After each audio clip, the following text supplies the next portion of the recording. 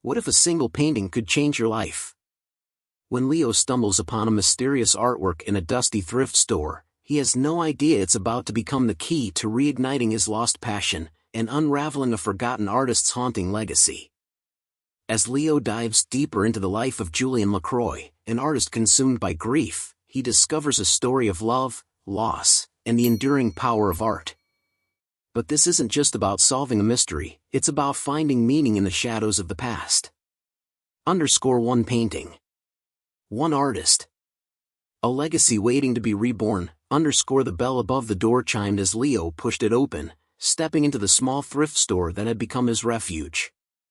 The dusty windows filtered the sunlight, casting a soft glow over the relics inside. Each item seemed to hold a forgotten story, a remnant of the past. Leo felt at home here, among the discarded memories. He wandered the aisles, his fingers grazing the spines of old books, the edges of faded records. But today, he wasn't just browsing, he was searching. His creative block had grown unbearable, turning his once vibrant paintings into lifeless smears of color. The rejection letters from galleries had piled up, and the pressure to produce something new, something sellable, was suffocating. He needed something, anything, to break the cycle. As he was about to leave, a flash of color caught his eye. In a cluttered corner, half hidden beneath a stack of dusty frames, was a painting. Something about it called to him. He carefully extracted the canvas from the debris and wiped away the grime with his sleeve. The image that emerged left him breathless. It was a landscape, but unlike any he had seen. The colors were muted yet vibrant, the brush strokes fluid, creating a scene that was both dreamlike and hauntingly real. A solitary figure stood on the edge of a vast, rolling landscape, their back to the viewer. The figure was indistinct, almost ghostly, but there was an undeniable power in its stance, as though it was on the brink of something monumental. Leo stared at the painting, transfixed. There was an energy in it that resonated with him, a quiet intensity that drew him in. It was as if the painting held a secret, one that was just out of reach, waiting to be discovered. For the first time in months, Leo felt a spark of something, curiosity, excitement, hope. He turned toward the counter, the painting clutched tightly in his hands. The elderly cashier looked up, his eyes narrowing slightly as he took in a sight of the artwork. "Find something interesting?" the man asked, his voice raspy but warm. Leo nodded. "Yeah, I think I did." The old man peered at the painting over his glasses, his expression thoughtful. "That one's been sitting there a long time," he said slowly. "Funny how things stay hidden until the right person comes along." Leo wasn't sure how to respond, so he just nodded again, reaching for his wallet. The price was more than he could comfortably afford, but in that moment, it didn't matter. He needed this painting. As the cashier wrapped the painting in brown paper, he continued speaking, almost to himself. "There's something special about that piece. Feels like it's been waiting for someone who could really see it. You take care of it, now." "I will," Leo promised, feeling a strange sense of responsibility. He paid, thanked the man, and stepped back into the world, the painting tucked under his arm. As he walked home, the sun setting behind him, Leo couldn't shake the feeling that his life had just shifted in some significant way. The painting had found him for a reason, and he was determined to uncover its story. When he reached his apartment, Leo unwrapped the painting and placed it on his easel. The figure in the painting seemed to beckon him, urging him to look deeper, to see beyond the surface. For the first time in what felt like an eternity, Leo felt a flicker of purpose. This painting was more than just a forgotten piece of art, it was a mystery, a challenge, and perhaps, the key to unlocking his own creative block. As the evening light faded, Leo sat down in front of the painting, his sketchbook open on his lap. His hand hovered over the page, unsure where to begin but knowing that this was the start of something important. And with that, he began to draw. The morning sun filtered through Leo's thin curtains, casting a warm glow across his apartment. He sat at his kitchen table, a cold cup of coffee and an untouched slice of toast beside him, but his focus was elsewhere, on the painting that now dominated his living room.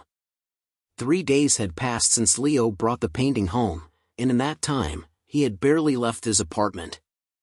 The world outside had faded into the background, eclipsed by the mystery that hung on his wall. The initials JL in the corner of the canvas had ignited something in him, a burning curiosity that had quickly grown into an obsession. Who was JL? What had driven them to create something so powerful, so full of unspoken emotion? And why had this masterpiece been abandoned, left to gather dust in a forgotten thrift store? Leo knew he wouldn't find answers just by staring at the painting, so he threw himself into research. His sketchbook, once filled with idle doodles and unfinished ideas, was now crammed with notes, sketches, and theories. He scoured the internet, digging through obscure art history forums, online archives, and anything else that might hold a clue. It was during one of these late-night sessions, when the world outside was silent and only the hum of his computer broke the stillness, that Leo stumbled upon a name that made his pulse quicken: Julian LaCroix. LaCroix had been a prominent artist in the mid-20th century, known for his evocative landscapes that seemed to capture not just a place, but an emotion, a moment frozen in time. His work had been celebrated for its ability to convey a sense of otherworldliness, as though the viewer was peering into another realm. But despite his early success, LaCroix had vanished from the public eye, leaving behind only a handful of paintings and a legacy shrouded in mystery. The more Leo read, the more he became convinced that his painting was an original LaCroix. The style, the technique, the emotional depth, all pointed to the elusive artist. But it was LaCroix's tragic backstory that truly captivated Leo. The accounts varied, but they all agreed on one thing: LaCroix had suffered a devastating personal loss. His wife and young daughter had died in a fire, and LaCroix had never recovered. He withdrew from the world, pouring his grief into his art, creating pieces that were haunting, raw, and intensely personal. Leo's fingers traced the lines of the figure in the painting, his touch almost reverent. There was something unbearably sad about it, a loneliness that echoed the emptiness he had been feeling in his own life. It was as if LaCroix had reached across time, using his art to communicate a pain that Leo understood all too well. But as much as the painting consumed his thoughts, Leo found that his own art was beginning to change. The creative block that had plagued him for months was starting to thaw, like ice under the first warmth of spring. He felt an urge to paint, to express the emotions that had been bottled up inside him for so long. But every time he sat down at his easel, he found himself returning to the painting of the lone figure on the cliff. It was as if the painting had become a mirror, reflecting his own struggles, his own doubts. The figure seemed poised between two worlds, the world of the living and the unknown beyond. Leo wondered if that's how LaCroix had felt in his final days, caught between the desire to hold on and the overwhelming temptation to let go. As the days passed, Leo's obsession deepened. He lost track of time, the hours slipping away as he pored over old documents, art critiques, and any scrap of information he could find on LaCroix. His friends' calls went unanswered, and the unopened bills on his table began to pile up, ignored in favor of his research. One evening, after yet another day of fruitless searching, Leo's frustration boiled over. He slammed his laptop shut and pushed it aside, raking a hand through his hair. The painting sat on the easel, unchanged, as if mocking his inability to move forward. "What do you want from me?" he muttered, his voice low and desperate. He felt foolish, talking to a painting, but in his exhaustion and frustration, he couldn't help it. He was desperate for answers, for something to break the silence that had settled around him like a suffocating fog. He stood abruptly, pacing the length of his apartment. The walls felt too close, the air too thick. He needed to get out, to clear his head, to think about something, anything, other than the painting. Grabbing his coat, he left the apartment, not sure where he was going, just knowing he had to move. The night was cool, a gentle breeze carrying the distant sounds of the city. Leo walked aimlessly through the streets, his thoughts a chaotic jumble. The city lights blurred as he passed them by, his mind too preoccupied to take in his surroundings. He felt like he was on the edge of something, a revelation, a breakthrough, but it was just out of reach, teasing him with its nearness. Eventually, he found himself in front of a small cafe that stayed open late. It was a place he had frequented in the past, back when his art flowed easily and the world felt full of possibilities. Now, it seemed like a relic of a different life.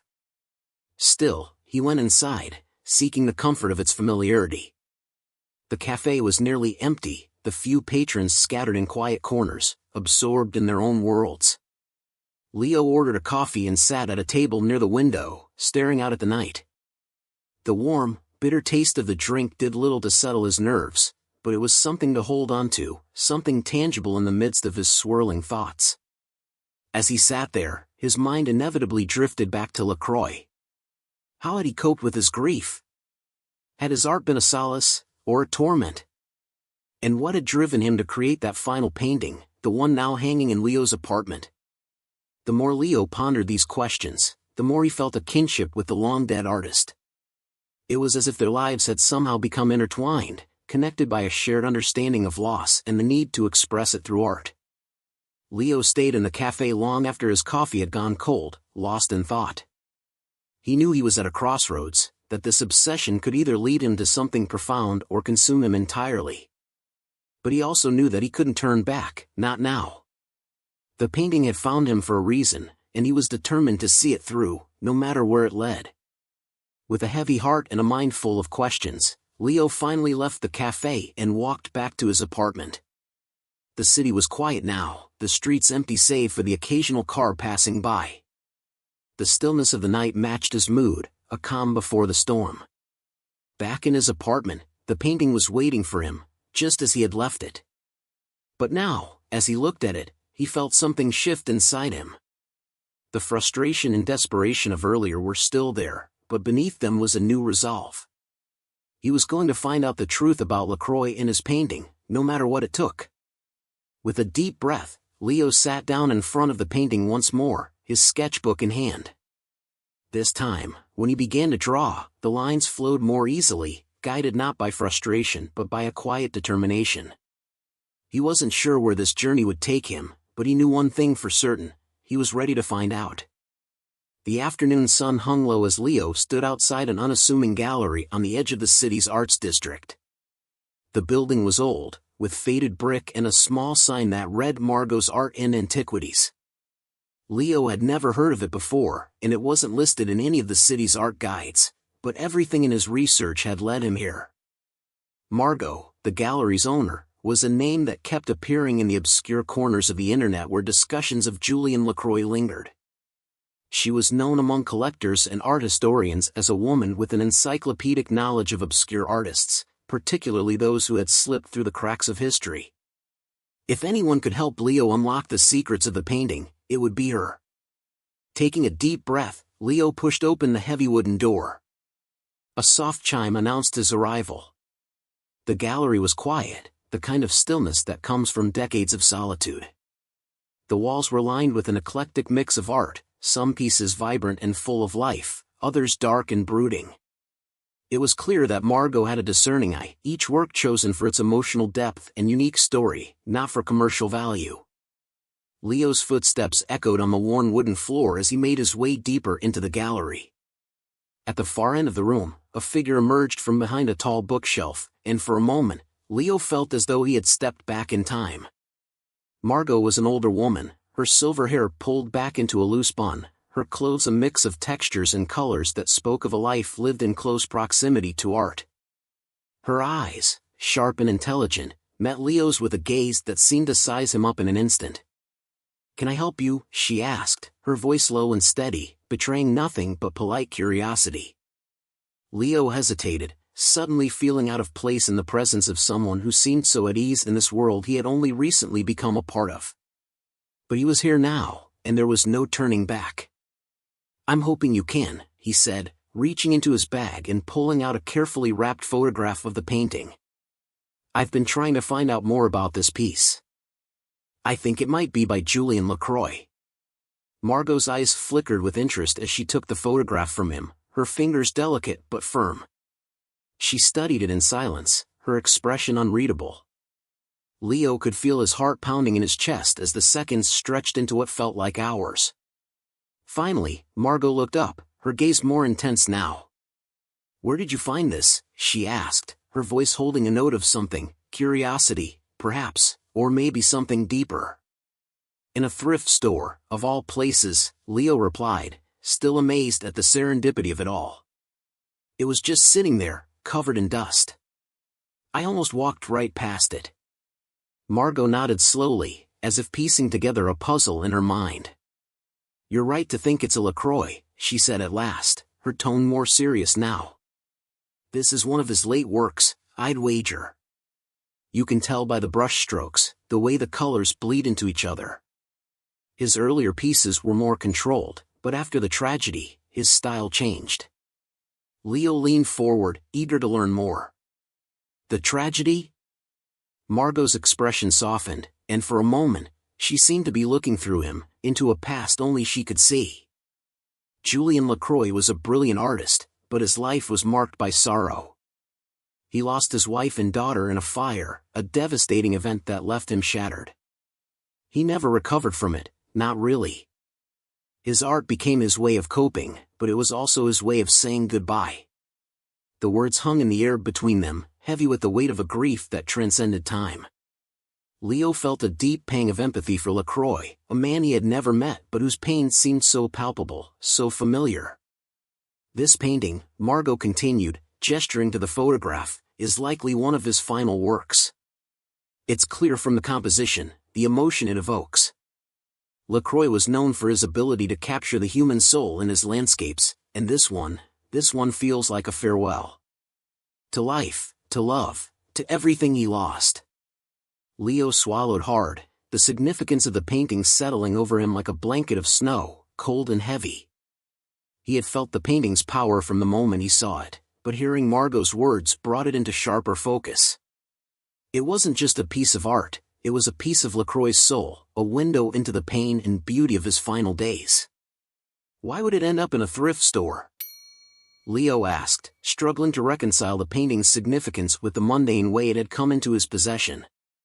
Margot sighed, a sound full of the weariness that comes from a lifetime of seeing beauty discarded and forgotten.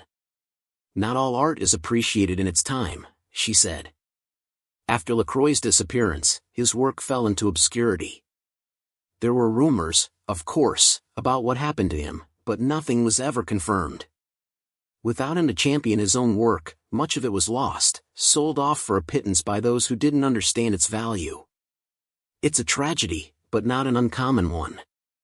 Leo felt a surge of protectiveness toward the painting, a desire to honor LaCroix's memory by bringing his work back into the light.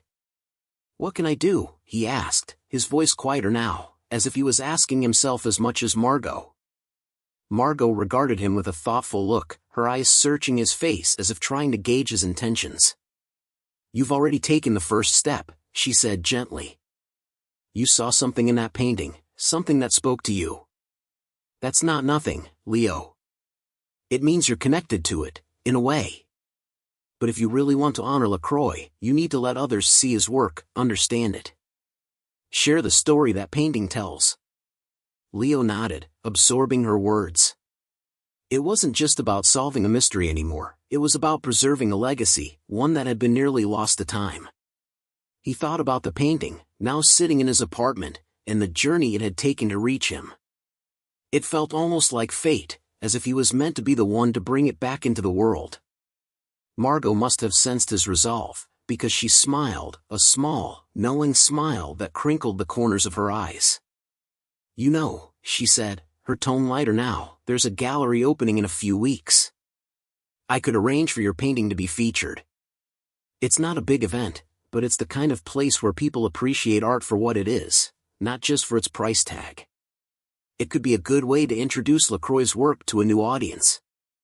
Leo's heart skipped a beat at the thought of sharing the painting with others, of seeing it in a place where it would be appreciated, where people could experience the same connection he had felt. It was a daunting prospect, but one that filled him with a sense of purpose he hadn't felt in a long time. I'd like that, he said finally, his voice steady with determination. I think it's time people saw this painting. Margot's smile widened, and she extended a hand to him. Welcome to the world of art, Leo, she said warmly. It's not always easy, but it's worth it. Leo shook her hand, feeling a sense of camaraderie and belonging that had been missing from his life for so long. As he left the gallery, the late afternoon light casting long shadows on the pavement, he felt lighter, more certain of his path.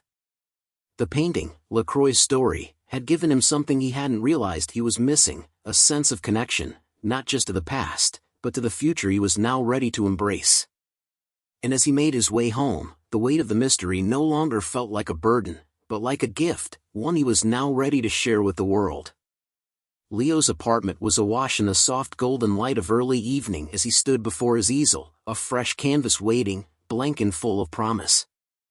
The air hummed with a quiet energy, a contrast to the stillness that had pervaded the space in the weeks before he found the painting. There was a sense of anticipation in the room, as if the walls themselves were holding their breath, waiting for the first stroke of the brush. He hadn't touched a canvas in days, not since his meeting with Margot. Instead, he had spent his time absorbed in the preparations for the upcoming gallery event. The painting had been carefully cleaned and framed, and it now hung in his living room, a place of honor where he could see it every day. The decision to show it at the gallery had filled him with a mix of excitement and fear, excitement at the thought of sharing the piece with the world, and fear that it might not resonate with others the way it had with him. But now, with the preparations nearly complete, Leo felt something stirring within him, a need to create that was impossible to ignore. It was as if the act of bringing Lacroix's painting into the light had rekindled a fire in him, a fire that had been smoldering for so long it had nearly gone out. He wasn't sure where this new energy would take him, but he knew that he had to follow it, wherever it led. He picked up a brush, feeling the familiar weight of it in his hand, and dipped it into the paint. The first stroke was hesitant, almost tentative, as if testing the waters of a long dormant river. But as the brush moved across the canvas, something clicked inside him.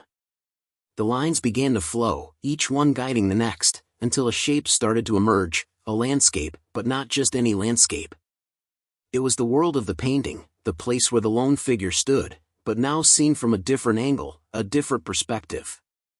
Leo worked in silence, the only sound the soft scrape of the brush against the canvas. Time seemed to dissolve around him, the hours slipping away unnoticed as he became lost in the process of creation.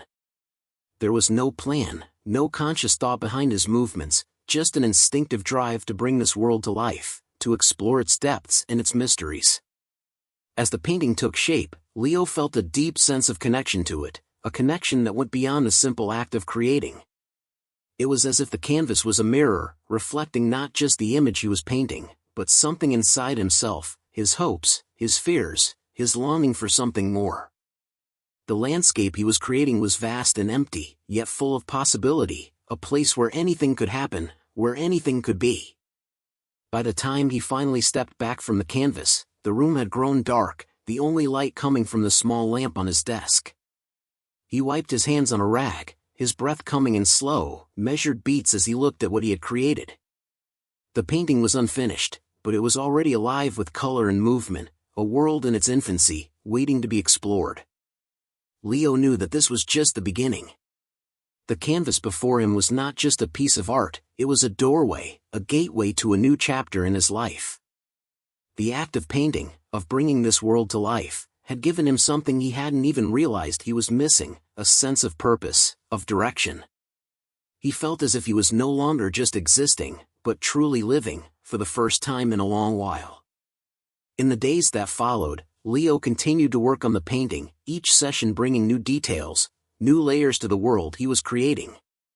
He painted the cliffs and the skies, the rolling hills and the distant mountains, each stroke of the brush a step further into the unknown. The figure from Lacroix's painting was there too, but now seen from a different angle, a different perspective. It was no longer alone, no longer isolated on the edge of the world. Instead, it was part of the landscape, part of something larger, something that was still unfolding. The more Leo painted, the more he felt a sense of peace settling over him, a peace that had been absent from his life for too long. The doubts and fears that had once plagued him seemed to fade into the background, replaced by a quiet confidence in his own abilities. He knew that there were still challenges ahead, still obstacles to overcome, but for the first time, he felt ready to face them. As the day of the gallery opening approached, Leo found himself filled with a strange mix of emotions. There was excitement, of course, at the thought of seeing his work on display, of sharing it with others. But there was also a sense of vulnerability, a fear of what others might see in his work, what they might think of it. The painting had become so personal, so tied to his own journey, that the thought of exposing it to the world was both thrilling and terrifying. But as the day of the opening dawned, Leo felt a sense of calm settle over him, a calm that came from knowing that he had done everything he could to prepare. The painting was ready, and so was he. The gallery was small but elegant, the walls lined with carefully chosen works of art. As Leo walked through the space, he felt a surge of pride at seeing his painting displayed alongside the others, its colors vibrant under the gallery lights. The piece was titled The Last Horizon, a nod to Lacroix's original painting but also a reflection of the new world Leo had created, a world that was still full of possibilities. As the evening wore on, people began to arrive, filling the gallery with a quiet murmur of conversation. Leo watched from a distance as they moved from painting to painting, their expressions thoughtful, sometimes contemplative. He couldn't help but feel a sense of anticipation, a hope that his work would resonate with them, that they would see in it what he had seen, something more than just a landscape, something deeper, something that spoke to the heart. It wasn't long before people began to gather around his painting, their voices rising and falling as they discussed what they saw. Leo's heart raced as he listened to their comments, some of them admiring the colors and composition, others speculating about the meaning behind the piece. But it was when he overheard one woman describe the painting as hauntingly beautiful that he felt a surge of emotion, a confirmation that all the struggles, all the doubts, had been worth it. As the evening drew to a close, Margot approached Leo, a smile on her face. "You've done something special here, Leo," she said, her voice warm with approval. "People are talking about your work. They're seeing it, really seeing it. That's not something that happens every day." Leo felt a warmth spread through him at her words, a warmth that had nothing to do with the praise and everything to do with the feeling of having finally found his place, his purpose. "Thank you," he replied, his voice thick with emotion. "I couldn't have done it without your help." Margot waved a hand dismissively. "You had it in you all along," she said. "I just helped you see it." As Leo left the gallery that night, the cool air filling his lungs, he felt lighter than he had in years. The world around him seemed brighter, more vibrant, as if the colors from his painting had spilled over into reality. He knew that there were still challenges ahead, still uncertainties, but for the first time, he felt ready to face them. The journey that had begun with a forgotten painting in a dusty thrift store was far from over. In fact, it was just beginning. The night air was crisp as Leo stepped out of the gallery, the door clicking shut behind him. He paused for a moment, taking in the quiet of the empty street. The event had been a success, more than he could have hoped for. His painting, The Last Horizon, had drawn a small crowd, and he had heard words like powerful and evocative whispered among the guests. Yet, as fulfilling as the evening had been, there was something else that lingered in his thoughts, something that had been brewing ever since he first discovered the painting. Leo began to walk, his footsteps echoing softly in the stillness. He had always felt a certain solitude in his creative journey, but tonight, there was a sense of completion, as if he had finally connected the dots in a puzzle that had been missing pieces for too long. The streets were empty, the city winding down for the night, and Leo let his mind drift over the events of the past few weeks. Finding Lacroix's painting had changed everything. It had revived his passion, sparked new creativity, and given him a purpose he hadn't felt in years. But as much as he had learned about Lacroix, he knew there was still more to uncover, more that he needed to understand. As he turned a corner, the faint sound of music reached his ears, coming from a small, dimly lit bar tucked between two buildings. The sign above the door read Isabel's. Something about the name caught his attention, a flicker of recognition that tugged at his memory. Isabel, Julian Lacroix's granddaughter. The woman Margot had mentioned. Was it just a coincidence, or had he stumbled upon something meant for him? Curiosity piqued, Leo pushed open the door and stepped inside. The bar was cozy, with a warm, amber glow from the lights hanging low over the tables. A handful of people sat at the bar, their voices a low murmur against the soft jazz playing in the background. Leo's eyes scanned the room, and then he saw her, a woman seated alone at a small table near the back, a glass of wine cradled in her hands. There was an air of quiet dignity about her, a presence that drew Leo in before he even realized what he was doing. He knew, instinctively, that this was Isabel. Her features were delicate, refined, with the same intensity in her eyes that he had seen in Lacroix's painting, the same depth of emotion, of life lived fully and deeply. He approached her table, his heart pounding with a mix of nerves and anticipation. "Excuse me," he said softly, not wanting to startle her. "Are you Isabel Lacroix?" She looked up, surprise flashing across her face, followed by a guarded curiosity. "Yes, I am." "And you are?" "Leo." "Leo Shaw," he replied, extending a hand. "I think we have a connection, through your grandfather's work." Isabel's gaze softened, and she motioned for him to sit. "My grandfather," she murmured, a hint of sadness in her voice. "His work has been forgotten by so many. It's rare to meet someone who even knows his name." Leo sat down, feeling a strange mix of excitement and apprehension. "I found one of his paintings, ele respondu. At a thrift store, of all places. I didn't know what it was at first, but when I started looking into it, I realized it was one of his last works." Isabel's eyes widened slightly, and she leaned forward, her interest clearly piqued. "You have one of his last paintings? Which one?" "It's called The Last Horizon," Leo said, watching her closely for any sign of recognition. For a moment, Isabel was silent, her eyes misting over as she processed his words. Then she smiled, a slow, wistful smile that spoke of memories long buried. "I've been searching for that painting for years," she said quietly. "It was the last one he completed before he disappeared. I thought it was lost forever." Leo felt a wave of emotion wash over him, relief, gratitude, and something deeper, something that connected him to the Lacroix family in a way he hadn't expected. "I don't think it was lost," he said softly. "I think it was waiting." Isabel looked at him, her eyes searching his face, as if trying to understand the man who had brought her grandfather's work back into her life. "Tell me," she said, her voice almost a whisper. "How did it find you?" Leo hesitated, gathering his thoughts, wanting to convey the significance of that moment in the thrift store. "I was at a low point," he began. "Struggling with my own art, feeling disconnected from everything. Then I saw it, tucked away, almost forgotten. But when I looked at it, I felt this connection. Like it was speaking to me. I couldn't leave it behind." Isabel nodded slowly, as if she understood exactly what he meant. "My grandfather poured his soul into his work," she said. "After the fire, after he lost my grandmother and my mother, he couldn't bear to go on as he had before. His art became his way of processing his grief, his way of holding on to them. The Last Horizon was his farewell, his way of saying goodbye to the life he once had." Leo felt a lump form in his throat as he listened to her words, the weight of Lacroix's story settling over him like a heavy blanket. "I didn't know any of that when I found the painting," he admitted. "But somehow, I felt it. I felt the loss, the longing, and it resonated with me."